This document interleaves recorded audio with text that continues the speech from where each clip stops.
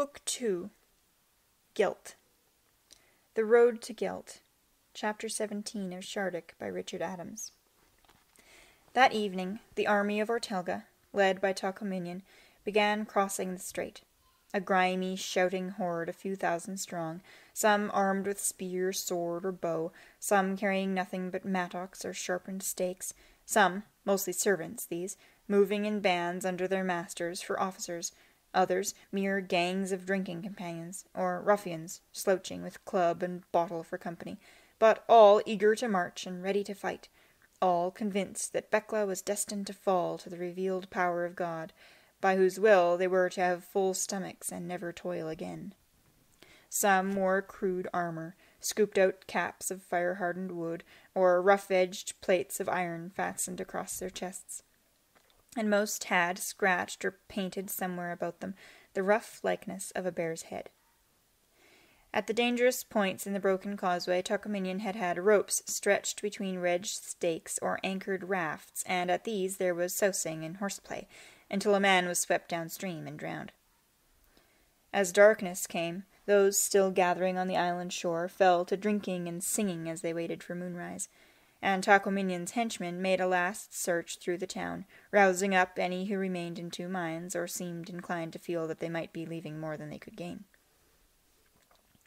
On the mainland shore, other groups were mustering from the outlying lands, a party of foresters and woodmen, armed with their axes, mauls, and crowbars, a baron named Gedledan, whose substance came from coloured quartz, topaz, and aquamarine, for which his men dived in rocky bays downstream, and a factor and his porters, just returned from their trading post in Gelt with a load of iron ore, who were quick-witted enough to auction themselves as guides to the highest bidders among the leaders.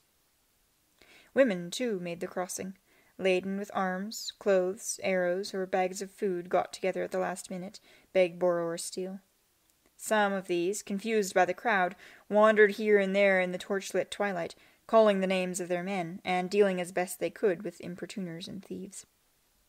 Takominian, having asked Fassel Hasta to count the numbers and do his best to organize the force into companies, himself set off to recross the causeway, ignoring the surly nod and grunt with which the older baron left him. For some hours past he had been drenched through, first standing up to his waist in midstream to see the ropes fixed, and then remaining at the gaps, less to encourage the rabble, most of whom were in high spirits, than to establish his authority, and make sure that they knew him and would know him again. Already wearied by the work of the previous night and day, he was now intending a second night without sleep. He waded ashore on Ortelga, commandeered the nearest hut, bolted the food that was brought to him, and then slept for 2 hours. When his servant, Numis, woke him, the moon was well risen, and the stragglers were being guided and coaxed across. He sat impatiently, while Numis changed the dirty cloth bound round the deep, jagged wound in his forearm, and then made his way upstream the length of the town, until he came to the Shendrin's post under the zoan tree. There was no Shendrin there now, not even a woman or an old man, for Takominian was not concerned to set guards round Ortelga. Waiting, however, under the tent of leaves he found, as he had expected, 2 of the girls with the canoe. Numis and another had been dispatched that morning, as soon as the fight was over, to cross the strait, find the Tuginda, and ask for guides to be sent to the zoan tree after moonrise. As the canoe moved obliquely across the midstream current and on into the slack water under the further bank, Takominian, sitting in the stern, could make out, away to his left, the dull glint of weapons held high out of the water, an occasional splash, the sound reaching him an instant after the quick glitter in the moon, and the onward creeping of the line of black shapes as the last of his followers made the crossing. Coming ashore, he stumbled, struck his arm against a tree, and stood, biting his lip, as the pain slowly subsided. All day he had made light of the wound, but now, when one of the girls unfastened the leather strap of her quiver to make him a rough sling, he was ready enough to do as she bid, bending his head meekly to let her tie the knot behind his neck. The girls had become adept at moving in the dark. Whether they were following any path or how they knew their way, he could not tell, and was beginning to feel too feverish to care. His arm throbbed, and his hearing seemed continually to change, now magnified, now dulled. He walked behind them in silence, revolving in his mind all that still remained to be done. At length he saw, far off, the leaping of a fire between the trees. He went towards it, halting as his guides were challenged and answered with some password. Then he stepped into the firelight, and Keldrek came forward to meet him. For a few moments they stood looking at one another, each thinking how strange it was that in spite of all that had passed, he should not yet be familiar with the other's face. Then Keldrek dropped his eyes to the fire, stooped, and threw on a log, speaking diffidently as he did so. "Crendro, Takaminian, I am glad that you have won Ortelga, but sorry to see you wounded. I hope you found the girls waiting." Takaminian nodded and sat down on a creeper-covered log. Keldrek remained standing, leaning on a long stake which the girls had been using to stir the fire. "Is the wound serious?" "It's of no importance. Others were luckier, others who won't be afraid to fight again." "How long did the fight last?" "I don't know. Longer than it took you to get across the strait, I dare say." He pulled a splinter from the log. A turn of the breeze blew the smoke into his face, but he ignored it. Keldrek stirred the fire and shifted his feet. At length he said, "Most of the Tuginda's stuff is still on the other side. The women left it this morning when they followed us across the river." There was another silence. "It puzzles me," said Keldrek, "that last night, in spite of his hunger, Lord Shardik would not go on through the forest. He must have caught the scent of food from Ortelga, yet he turned back from the dead belt and took to the river." Takaminian shook his head as though the matter were of little interest to him. "What has happened to Belcotrazet?" asked Keldrek. "Oh, he took to the water, like you, not quite so quickly." Keldrek drew in his breath and clenched his hand on the stake. After some moments he said, "Where has he gone?" "Downstream." "Do you mean to pursue him?" "It's not necessary. He isn't a coward, but to us he can be no more dangerous now than if he were." He looked up. "Where is Lord Shardik?" "Over there, not far from the road. He reached the road this afternoon, but then went back into the forest. I was near him until moonrise, but I returned to meet you." "What road?" "The road to Gelt. We are not far from it here." Takaminian got up and stood squarely in front of Keldrek, looking down into his face. His back was to the fire, and with his long hair falling forward, he seemed to be wearing a mask of heavy shadows, through which his eyes burned cold and harsh.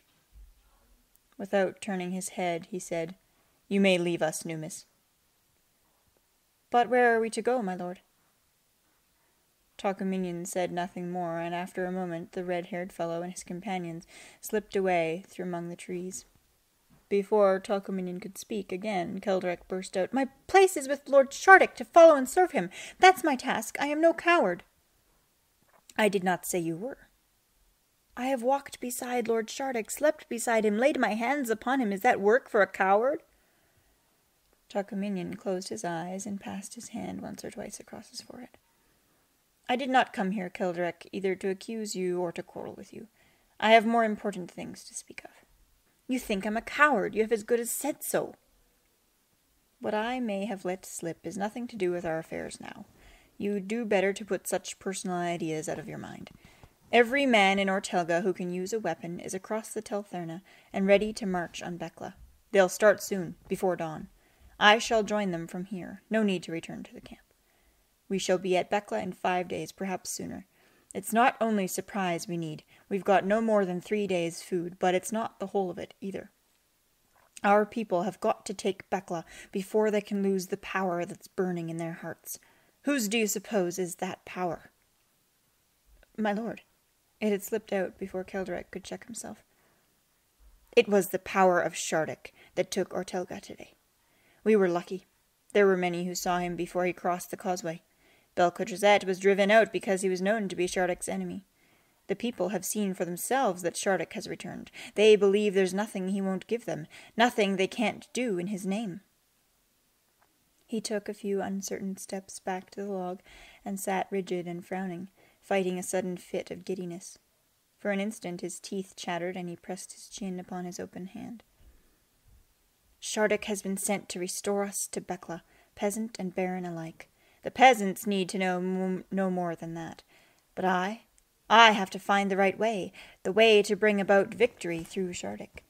And this is the way, or so it seems to me. Either we take Bekla within 7 days, or not at all." "Why?" Takaminian paused, as though choosing his words. "Common people can sing a song only when they are dancing, drinking, or about some occupation. Then it rises to their lips without thought. Ask them to teach it to you, and it's gone from their heads. While their hearts are full of Shardik, our men will do the impossible, march without sleep, fly through the air, tear down the walls of Bekla. But in the hearts of common men such power is like mist. The wind or the sun, any unexpected adversity, may disperse it in an hour. It must be given no chance to disperse." He paused and then said deliberately, "But there is more besides. Out of sight, out of mind. You understand children, I'm told, so you'll know that children forget what is not kept before their eyes." Keldrek stared, guessing at his meaning. "Shardik must be with us when we come to fight," said Takominian. "It's all important that people should see him there." "At Bekla? In 5 days? How? You must tell me how." "Lord Shardik cannot be driven 100 paces, and you are speaking of 5 days' journey." "Keldrek, Bekla is a city more rich and marvelous than a mountain made of jewels. It is ours of ancient right, and Shardik has returned to restore it to us. But he can restore it only by means of ourselves. He needed my help to take Ortelga today. Now he needs your help to bring him to Bekla." "But that is impossible." "It was not impossible to take Ortelga." No, of course not. An easy matter, I dare say, to those who did not happen to be there. Never mind. Keldrek, do you want to cease to be a simpleton playing with fatherless children on the shore? To see Shardik come in power to Bekla? To bring to its right end the work you began on that night when you faced Belkotrazet's hot knife in the Sindrad? There must be a way. Either you find it, or we are fast on a sheer cliff. You and I and Lord Shardik. It is we who are climbing. There is no way back. But if we do not take Bekla, do you think the Beklan rulers will let us alone? No, they will hunt us down. They will not be long in dealing with you and your bear." "My bear?" "Your bear. For that is what he will become, Lord Shardik of the Ledges, who is ready at this moment to give us a great city and all its wealth and power, if only we can find the means. He will shrink to a creature of superstition, over which some rough fellows on Ortelga have made trouble and turned out their high baron. A stop will be put to him, and to you." A great bat came hovering out of the darkness, flittered soundlessly along the edge of the fire, turned away from the crackling heat, and vanished as it had come. "Keldrek, you say I think you're a coward. Is it I that think it, or you? It's not too late for you to redeem yourself, Keldrek, play with the children, to show yourself a man. Find a way to bring Lord Shardik to the plains of Bekla. Fight for him there with your own hands. Think of the prize, a prize beyond reckoning. Do this, and no one will ever call you a coward again." "I never was a coward, but the Tuginda." For the first time, Takaminian smiled at him. "I know you are not. When we have taken Bekla, what reward do you suppose there will be for him to whom Shardik first appeared, for him who brought the news to Kiso? Why, there is not a man in Ortelga who does not know your name and honor it already." Keldrek hesitated, frowning. "How soon must we begin?" "At once, now. There is not a moment to lose. There are 2 things, Keldrek, that a rebel leader needs above all. First, his followers must be filled with a burning ardor. Mere obedience is not enough. And secondly, he himself must be all speed and resolution. The second I myself possess. The first only you can ensure." "It may perhaps be possible, but I shall need every blacksmith, wheelwright, and carpenter in Ortelga. Let us go and speak with the Tuginda." As Takominian rose, Keldrek offered him the support of his arm, but the baron waved him aside, staggered a few steps, hesitated, and then himself put his sound arm through Keldrek's and drew himself upright, leaning hard until he found his balance. "Are you ill?" "It's nothing. A touch of fever. It will pass off." "You must be tired out. You ought to rest. Later." Keldrek guided him away from the fire. In the close darkness under the trees they paused, sightless after the flame light. A hand plucked Keldrek's sleeve, and he turned, peering. "Shall I guide you, my lord? Are you returning now to Lord Shardik?" "Is it your watch, Neelith?" "My watch is ended, my lord. I was coming to wake Sheldra, but it's no matter if you need me." "No, get to sleep. Who is watching Lord Shardik?" "Zilthi, my lord." "Where is the Tuginda?" The girl pointed. "Down yonder, among the ferns." "Is she asleep?" "Not yet, my lord. She has been praying this hour and more." They left the girl, and, their eyes becoming accustomed to the dark, moved on more easily. Soon the trees grew fewer, and the close growth overhead opened here and there to reveal clouds and moonlight. The white beams faded and reappeared continually between the branches as the clouds drifted eastward across the moon.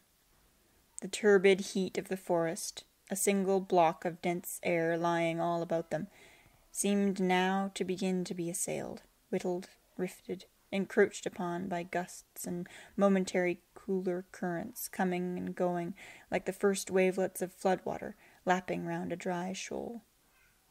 As the leaves and light shifted in response to the breeze outside, the mass of the hot darkness on the ground stirred, slow and heavy as a bed of weed under water.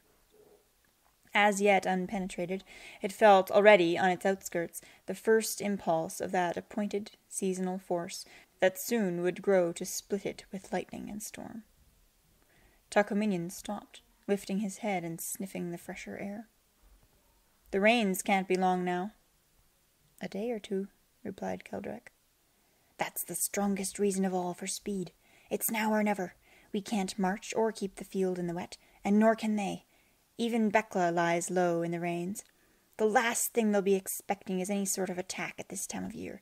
If they have no warning and we get there before the rains break, we shall have complete surprise."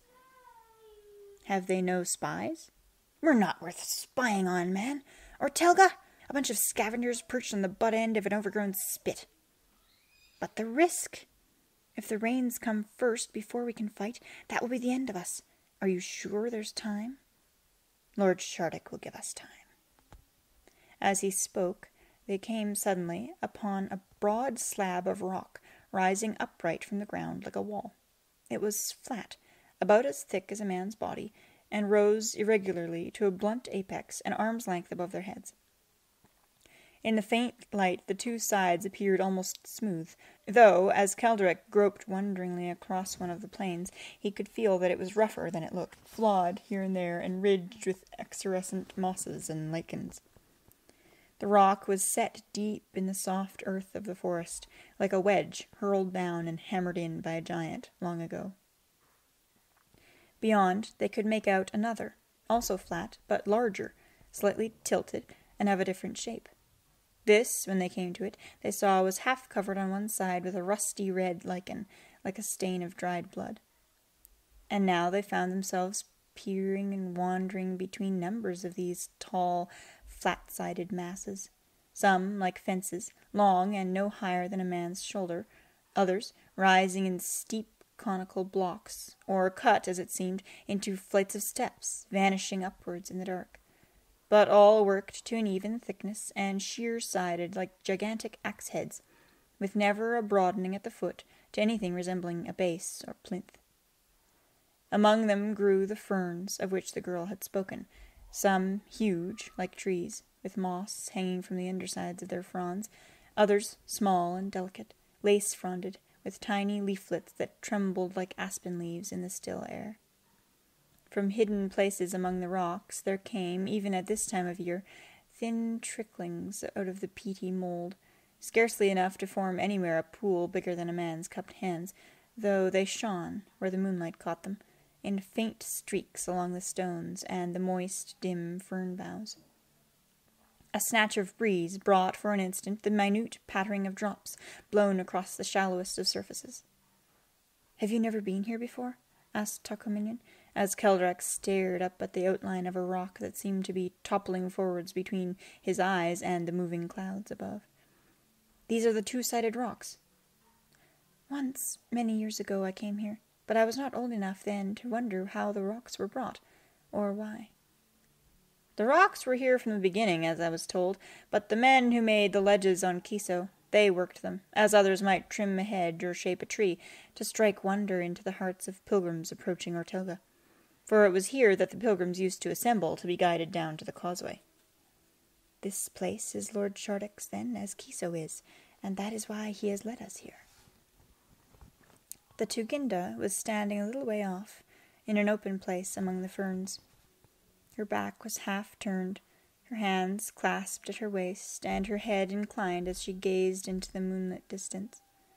Her bearing recalled to Kelderek the moment when she had stood on the edge of the pit, filled with the knowledge that it was none other than Shardik lying among the trepsis below. Plainly she was not withdrawn into contemplation, but seemed rather to have attained some heightened state of alertness, in which she was aware with rapture of all that lay about her.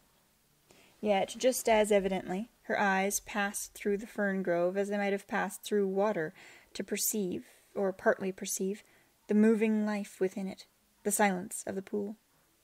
For an instant Kelderek understood that not only now, but always, his own eye was filled with reflections from a surface through which her sight passed unimpeded. She seemed to be gazing into the sultry gloom, as though at some marvellous spectacle, a dance of light and flowers. Yet still there remained about her that air of plain directness and shrewdness that had both deceived and reassured him by the Terith stone on Kiso. If her prayer had had words, she might have been speaking of leather, wood, and bread. Takominian stopped, withdrew his arm from Kelderek's, and leaned against one of the rock slabs, pressing his forehead against the cool stone. "Is that the Tuginda?" "Yes." He was surprised for a moment before remembering that Takominian could never have seen her unmasked, might never perhaps have seen her at all. "Are you sure?" Kelderek made no reply. "The girl said she was praying." "She is praying." Takominian shrugged his shoulders and pushed himself upright. They went on. While they were still a little distance away, the Tuginda turned towards them. Her face, in the moonlight, was full of a calm, tranquil joy, which seemed to embrace and sanctify, rather than transcend, the dark forest, and the danger and uncertainty surrounding all Ortelga. To Kelderek's eye, faith streamed from her as light from a lantern. "It is she," he thought, in a swift access of self-knowledge, "she, not I, through whom the power of Shardik will be transmuted and made a blessing to us all. Her acceptance and faith, his force and savagery, they are one and the same. He is weak as a dumb creature without knowledge. She is strong as the shoots of the lilies, that great stones cannot prevent from breaking through the earth." They stood before her, and Kelderek raised his palm to his forehead. Her smile in reply was like the answering step in some happy dance, an exchange of mutual respect and trust. "We interrupted you, Sayet." "No, we are all doing the same thing, whatever it is. I came here because it's cooler among the ferns. But we'll go back to the fire now, Kelderek, if you prefer." "Sayet, your wishes are mine, and always will be." She smiled again. "You're sure?" He nodded, smiling back at her. "This is the High Baron of Ortelga, Lord Takominian. He has come to talk about Lord Shardik." "I am afraid you are not well," she said, reaching out her fingers to take his wrist. "What has happened?" "It is nothing, Sayet. I have been telling Kelderek that the time is very short. Lord Shardik must come." At that instant, from somewhere in the middle distance, an appalling scream pierced the forest, a cry of fear and agony, confounding the minds of its hearers as lightning dazzles and confounds the eyes. There was a moment's silence. Then followed another scream, which broke off as suddenly as though a man falling in terror from a height had struck the ground. Kelderek's eye met Takominian's, and without a word the thought passed between them, that was a man's death cry. Numis and his companion came running towards them through the trees, their swords drawn in their hands. "Thank God, my lord! We thought—" "Never mind," said Takominian. "Follow me, come on." He set off at a run, threading his way in and out of the ferns and the tall rocks. The two servants followed. Kelderek, however, remained with the Tuginda, suiting his pace to hers as he tried to persuade her to remain out of danger. Be advised, Sayet. Wait here and let me send word of what we find. You must not risk your life. There is no risk now, she answered. Whatever has happened, it's past mending. But there may... Give me your arm over these rocks. Which way did the young baron take? The undergrowth is thick on the edge of the forest, but with luck they will break a way through for us. Soon they came upon Takominian and the servants, hacking with their knives at a belt of creepers. Is there no easier way, my lord? Panted Numis, picking the Trasada thorns from his forearm and stifling his curses as he caught sight of the Tuginda. Very likely there is, replied Takominian, but we must make straight towards where the cry came from, or we shall lose direction and never find the fellow until daylight. Suddenly, Kelderek's ear caught a sound somewhere between weeping and the whimpering of fear. It was a woman's voice, a little distance away. Zilthi, he called. My lord, replied the girl. Oh, come quickly. As Numis cut his way out through the further side of the creepers, Kelderek followed Takominian through the gap. He found himself clear of the trees and looking across an open valley. Opposite, perhaps half a mile away, the edge of the forest in the moonlight showed black and dry as a hide hung to cure on a line. Down in the bottom he could just make out the dark cleft of a brook, while far to his right the Gelt mountains showed dimly against the night sky. Below the place where they were standing ran the road from Ortelga to Gelt, a track trodden along the hillside between scrub and bushes, with here and there the stump of a long-felled tree, and here and there, to mend some muddy or broken place, a patch of stones carried up from the bed of the brook and laid haphazard, to settle to a level with use and time. Down at the edge of the road, Zilthi, her bow lying beside her, was bending on one knee over the dark shape of a body. As Kelderek watched, she rose, turned her head, and looked up towards him, but evidently could not perceive him among the trees and shadows. The Tuginda came through the creepers. He pointed without speaking, and together they began to make their way down. Takominian, motioning his servants to remain a little behind, muttered, A dead man, but where's the killer? The others made no reply.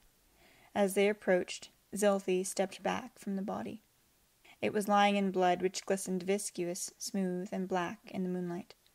One side of the head had been smashed into a great wound, and from below the left shoulder blood was still oozing through lacerated rents in the cloak. The eyes were staring wide, but the open mouth and bared teeth were partly hidden by one arm, which the man must have flung up to try and defend himself. He was wearing heeled boots, the boots of a messenger, and beneath the heels were dents in the ground, which he must have kicked as he died. The Tuginda put her arm round Zilthi's shoulders, led her a little distance away, and sat down beside her. Kelderek followed. The girl was weeping and terrified, but able to speak. Lord Shardik, Sayet, he was sleeping. Then he woke suddenly and began to return towards the road, the same way that he went this afternoon. One would have thought that he had some purpose of his own. I tried to follow him, but after a little he went fast, as though he were hunting, pursuing. When I reached the edge of the trees, she pointed up the slope, he was already down here. He was waiting, crouched behind the rocks. And then, after only a little, I heard the man. I saw him coming up the road, and I ran out of the trees to call out and warn him. But I caught my foot. I stumbled and fell, and as I got up, Lord Shardik came out from behind the rocks. The man saw him and screamed. He turned and ran, but Lord Shardik followed him and struck him down. He... In the vividness of her recollection, the girl beat at the air with one arm held out stiffly, open-handed, the fingers apart, rigid and curved. I might have saved him, Sayet. She began to weep once more. Takominian came over to them, his tongue protruding between his bared teeth as he shifted the position of his wounded arm in its sling. Do you recognize that man, Kelderek? He asked. No, is he from Ortelga? He is from Ortelga. His name was Naren, and he was a servant. Whose? He served Fassel Hasta. Served Fassel Hasta? Then what could he have been doing here?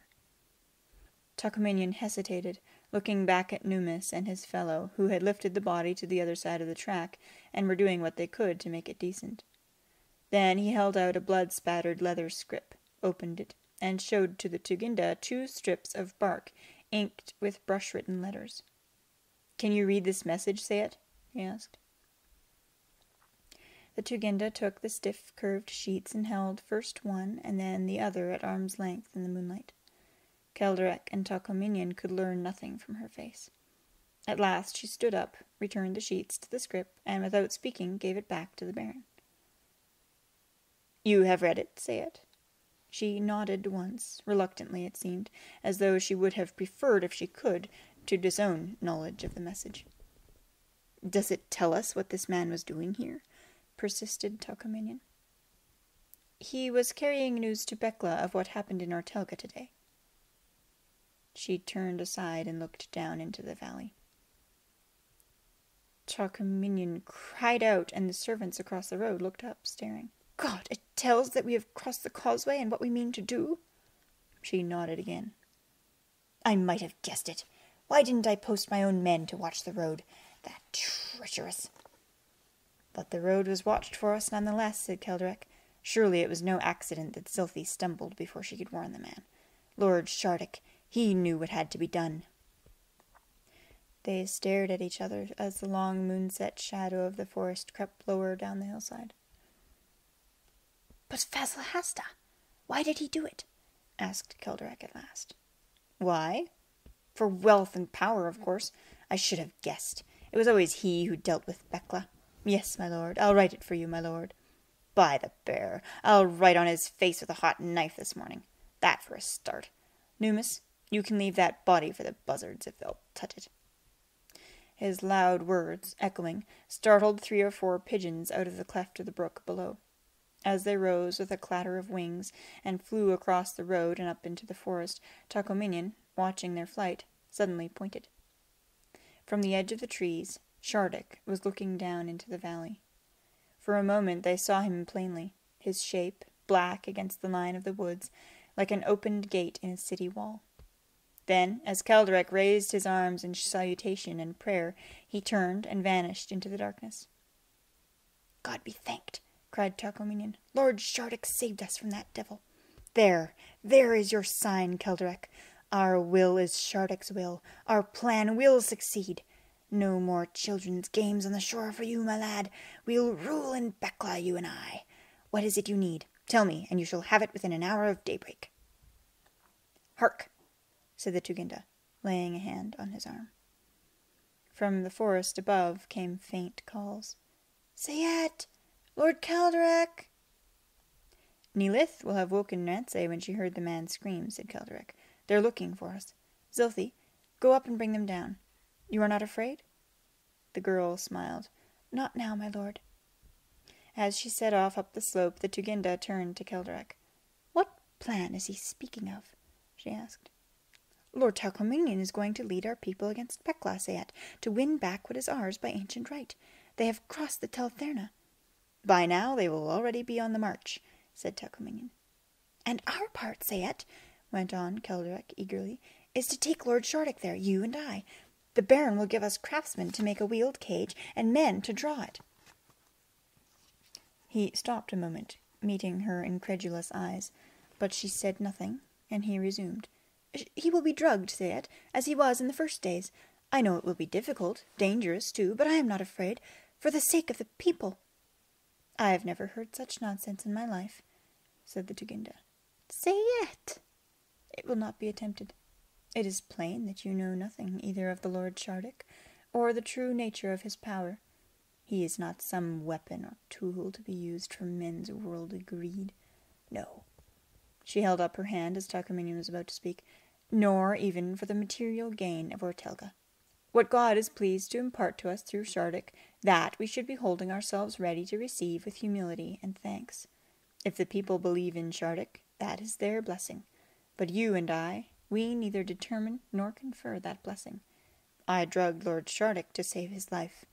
He will not be drugged in order that he may be taken in a cage to Bekla." Takominian remained silent for a little, the fingers of his injured arm, in its sling, tapping gently against his left side. At length he said, And long ago, Sayet, when Shardik was brought to the ledges, how, may I ask, was he brought, if not drugged and restrained? Means used for an end appointed by God, that his servants might serve him. You are intending to make him a weapon of bloodshed for your own power. Time is short, Sayet. I have no time for argument. There is nothing over which to argue. Nothing, replied Takaminian in a low, hard voice. Stepping forward, he grasped the Tuginda strongly by the wrist. Kelrek, you shall have your craftsmen within 2 hours, though the iron and some of the heavy materials may take longer. Remember, everything depends on resolution. We'll not fail the people, you and I. For an instant he looked at Keldrek, and his look said, Are you a man, as you maintain, or an overgrown child under the thumb of a woman? Then, still gripping the Tuginda's wrist, he called to the servants, who approached hesitantly from the scrub on the other side of the track. Numis, said Takaminian, the Sayet is returning with us to meet Lord Zelda and take the army on the road. He slipped his arm out of the leather strap. Take this and tie her wrists behind her back. My lord, stammered Numis, I am afraid.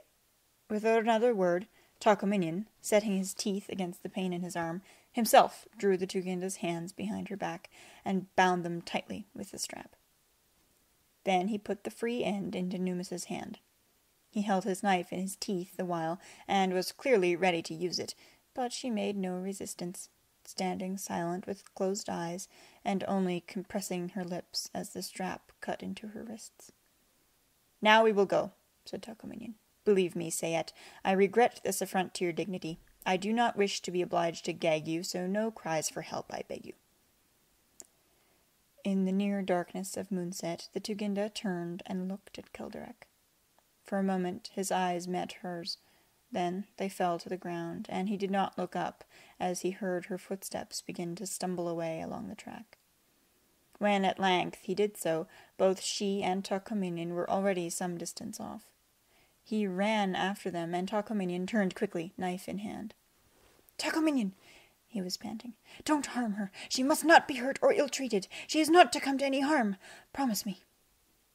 I promise you, High Priest of Lord Shardik in Bekla.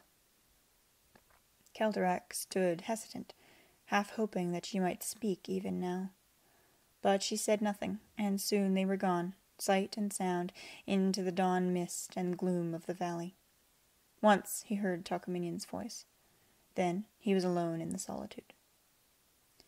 He turned and walked slowly back, past the dead man shrouded in his bloody cloak, past the rock where Shardik had lain in wait.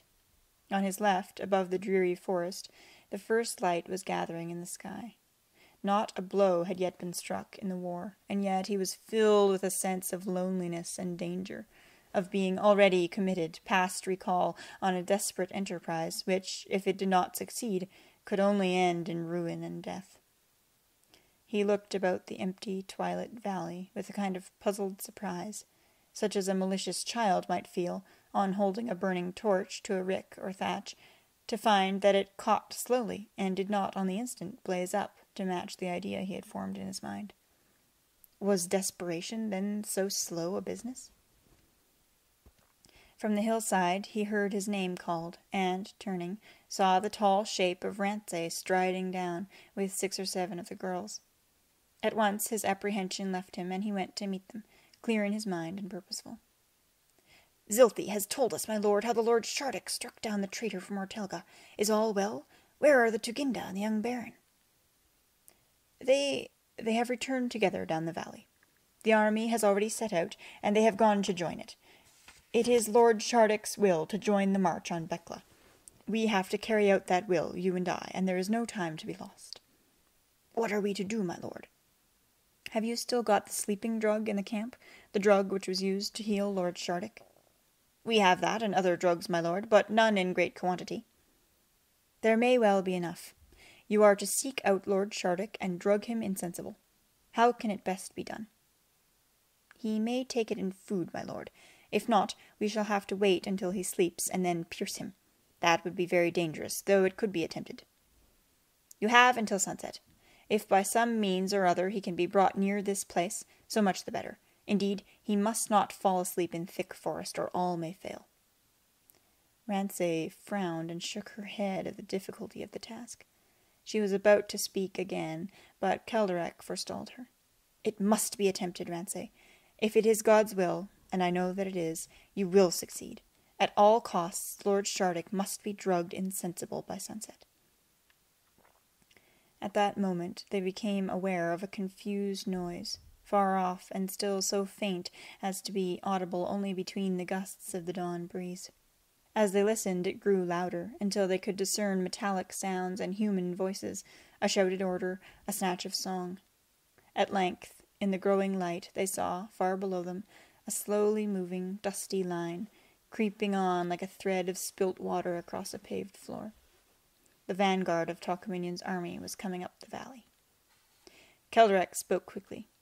Only put aside doubt, Rance, and act out of a true belief that this can be achieved, and all will be well. I am going down to meet Lord Talcominion. I shall return later, and you will find me here. Sheldra and Neelith, come with me. As he strode downhill between the two silent girls, with the sound of the marching tumult coming up to meet him, he felt his inward prayers turned back upon himself. Whether or not he had been right could be revealed only by the outcome. Yet Talcominion was certain that it was Shardik's divine purpose to lead the army to victory. We'll rule in Bekla, you and I. And when that day comes, he thought, no doubt the Tuginda will understand that all was for the best.